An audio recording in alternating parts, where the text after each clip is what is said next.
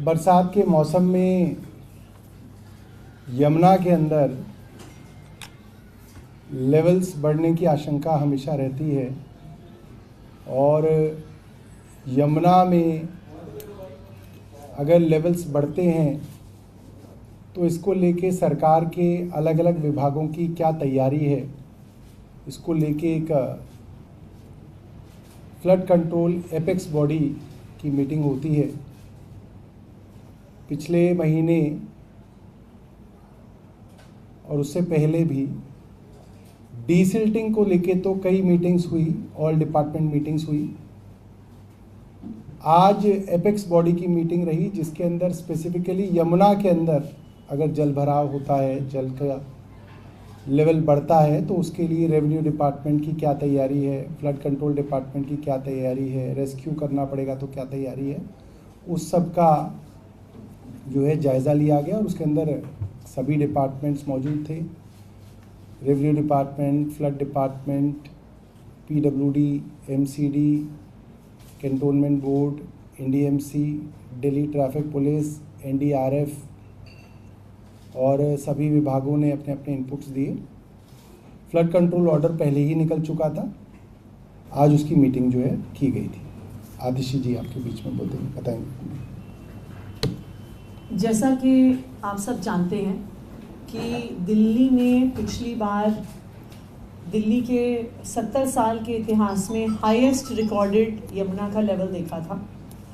इससे पिछले साल 2023 में 17 जुलाई को यमुना डेंजर मार्क से बहुत ऊपर 208.66 मीटर्स पर पहुंच गई थी। इससे पहले हाईएस्ट रिकॉर्डेड लेवल 1978 में था जो 207.49 मीटर्स तक, जो ओल्ड रेलवे ब्रिज पर गेज है उसके मुताबिक था।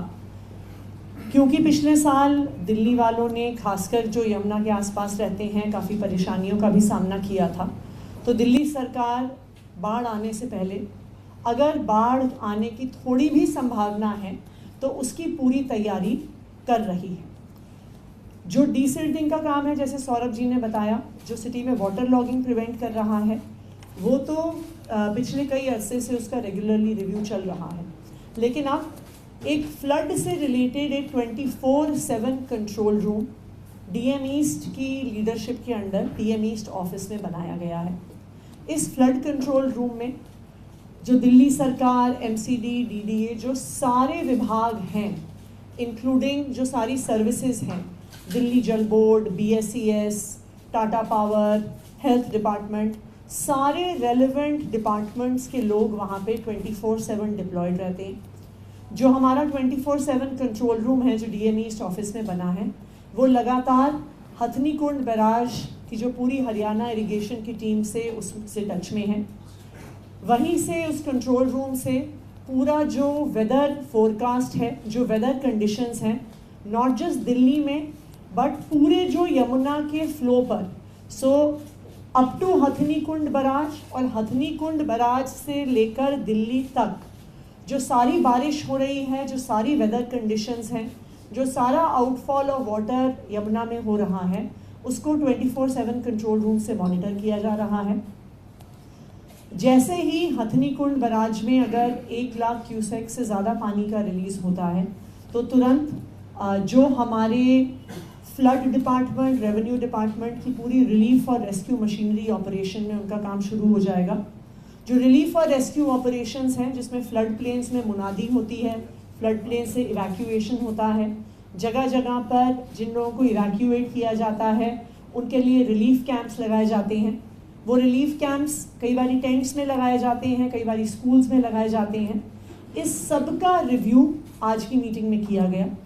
आज की मीटिंग में एनडीआरएफ से भी लोग आए थे, because relief and rescue operations में रेवेन्यू डिपार्टमेंट के साथ मिलकर एनडीआरएफ भी एक महत्वपूर्ण भूमिका निभाता है।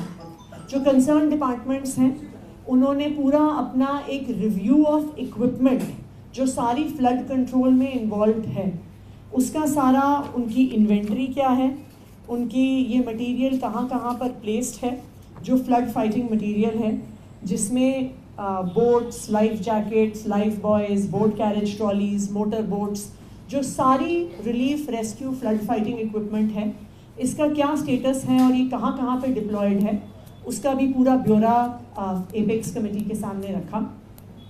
दिल्ली सरकार की और जो सारी कंसर्न्ड एजेंसीज़ हैं, चाहे वो DDA हो चाहे वो MCD हो, सबकी फ्लड रिलीफ के लिए, फ्लड इवैक्यूएशन के लिए और फ्लड कंट्रोल के लिए पूरी तैयारियों का जायज़ा लिया गया।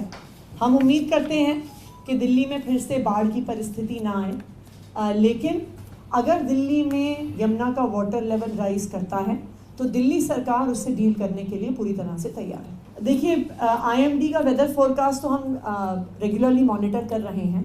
हिमाचल प्रदेश से पिछले 2 दिन में लगातार बारिश हुई है, तो हिमाचल प्रदेश में जब बारिश होती है तो उसके बाद हथनी कुंड पर पानी बढ़ता है और हथनी कुंड के आगे दिल्ली में भी पानी का डिस्चार्ज बढ़ता है। लेकिन अभी बहुत लिमिटेड डिस्चार्ज है हथनी कुंड बराज पे।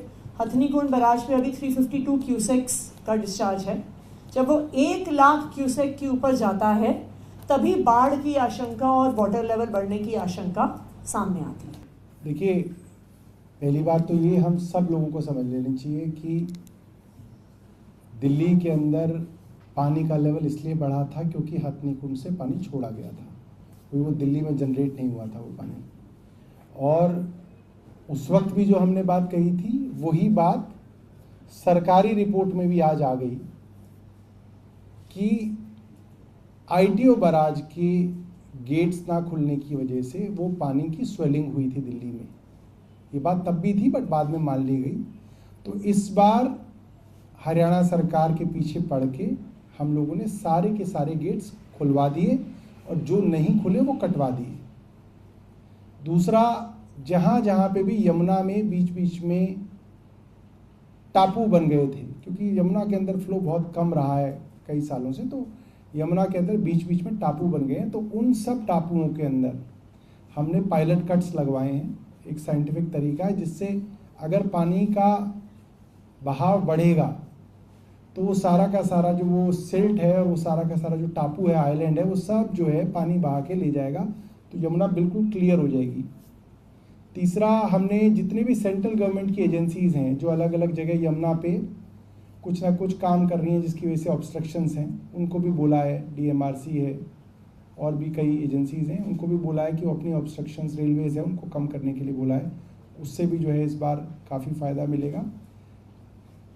चौथा, इरिगेशन फ्लड कंट्रोल का इस बार जो DM ईस्ट के ऑफिस में हमारा कंट्रोल रूम होता है वो इस बार पूरी तरीके से कंप्यूटराइज्ड है, रियल टाइम है, जिसमें सारा का सारा डेटा जो अब हमारे को मैनुअली पूछना नहीं पड़ेगा, हमारे पास रियल टाइम डेटा आएगा कि हथनी कुंड से कितना डिस्चार्ज हो रहा है और उसकी वजह से क्या क्या संभावनाएं दिल्ली के अंदर हैं।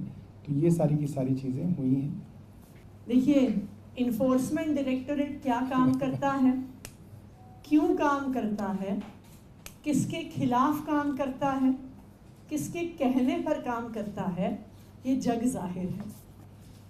इस पर क्या काम करता है और इस पर बहुत ज़्यादा टिप्पणी करने की कोई ज़रूरत नहीं है, बिकॉज इस देश में भारतीय जनता पार्टी की वॉशिंग मशीन तो सबने देखी है कि जो अजीत पवार जी और उनके पूरे परिवार पे केस होते हैं, वो जब भारतीय जनता पार्टी में जाते हैं तो चाहे वो शुगर कोऑपरेटिव का केस हो, चाहे वो इरिगेशन स्कैम का केस हो, वो उसमें ED क्लोजर रिपोर्ट फाइल कर देती है। प्रफुल्ल पटेल जी का 70,000 करोड़ का एविएशन स्कैम हो, उसमें CBI और ED कह देते हैं कि हमारे कागज़ खो गए इसलिए हम केस बंद कर रहे हैं। जब हेमंत बिस्व शर्मा जी भारतीय जनता पार्टी के CM बन जाते हैं तो वहाँ के हाइड्रो पावर स्कैम्स को ED बंद कर देती है। तो आम आदमी पार्टी भारतीय जनता पार्टी का प्रधानमंत्री नरेंद्र मोदी जी का विरोध करती आई है और उनकी तानाशाही का विरोध करती रहेगी। तो दिल्ली जल बोर्ड क्या, अभी तो हेल्थ डिपार्टमेंट में, एजुकेशन डिपार्टमेंट में, फ्लड डिपार्टमेंट में, अगर कोई सांस लेने का भी डिपार्टमेंट हो ना कि आम आदमी पार्टी वाले सांस कैसे ले रहे हैं, उस पर भी ED केस कर सकती है।